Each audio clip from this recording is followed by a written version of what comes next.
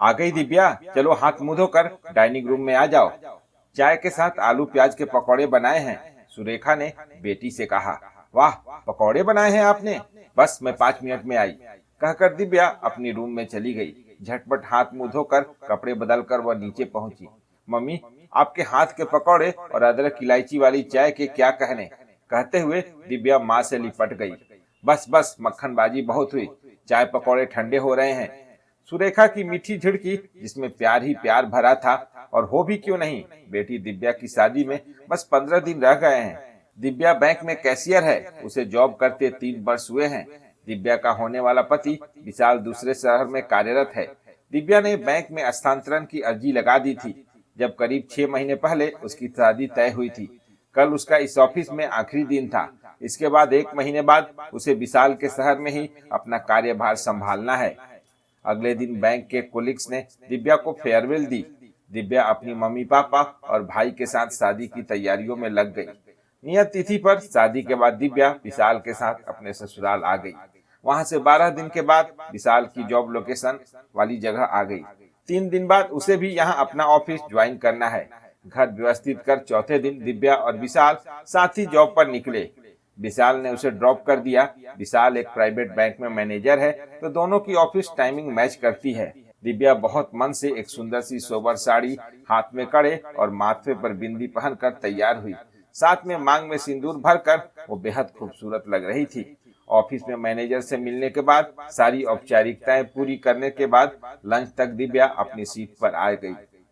दिव्या जैसे ही अपनी सीट पर बैठी, आसपास सुगबुगाहट होने लगी। अरे, ये नई कैशियर है, मैंने तो इसे बैंक का कस्टमर समझा था, एक कोलिग ने बोला। दूसरी ने कहा, मैं भी यही समझी थी। तीसरी कहाँ पीछे रहने वाली थी, बोल ही पड़ी, ऐसे सज धज कर आई है जैसे जॉब पर नहीं पार्टी में आई हो।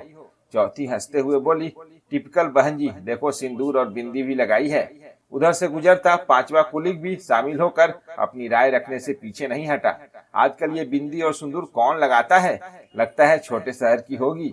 सास ससुर भी साथ में रहते होंगे तो साड़ी सिंदूर बिंदी तो कंपलसरी होंगे ही। दिव्या के कानों में भली भांति ये सब बातें सुनाई पड़ रही थी। जब बातें हद से ज्यादा पर्सनल हो गई तब उससे रहा न गया। वो सीधे उठी और उन कलीग्स की डेस्क पर जाकर बोली, आप लोग शायद मेरे बारे में बात कर रहे हैं। देखिए, मैं सिंदूर और बिंदी लगाऊं या नहीं, ये मेरा पर्सनल मैटर है। पहली बात, आप सभी यह बात सुन लीजिए कि बिंदी लगाना मुझे पसंद है और सिंदूर भी। मुझे किसी ने यह थोपा नहीं है और मैं अपनी खुशी से करती हूँ। आपको जानकर अचरज होगा कि मैं दिल्ली से हूँ और मेरा ससुराल भी पूना की है, तो छोटे बड़े शहर की जो बातें आप लोग कर रहे थे उनका औचित्य ही नहीं है।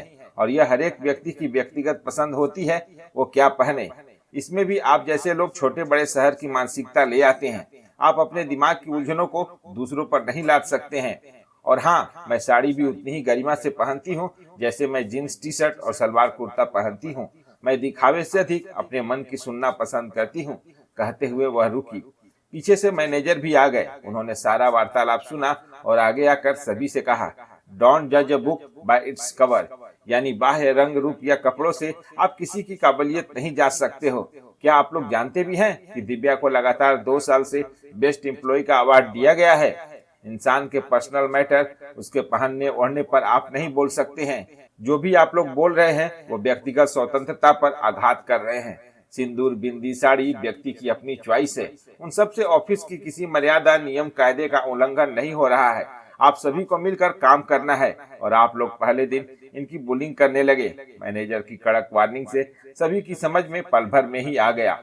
आगे बढ़कर सभी कुलीग दिव्या से बोलने लगे, we are sorry that we have hurt you. Divya भी बिना किसी गीले शिकवे के सभी से मिली। फिर सभी अपने अपने काम में लग गए।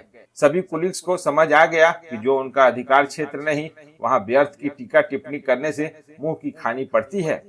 दिव्या स्पष्ट बोलकर खुश थी कि फालतू में क्यों किसी की बातों को सुनकर अपने को गिल्टी फील कराना और उनके अनुसार खुद को ढालने की कोशिश करना। मुझे बिंदी सिंदूर लगाना भाता है तो मैं लगाऊंगी, मैं क्यों सोचूं लोग क्या कहेंगे।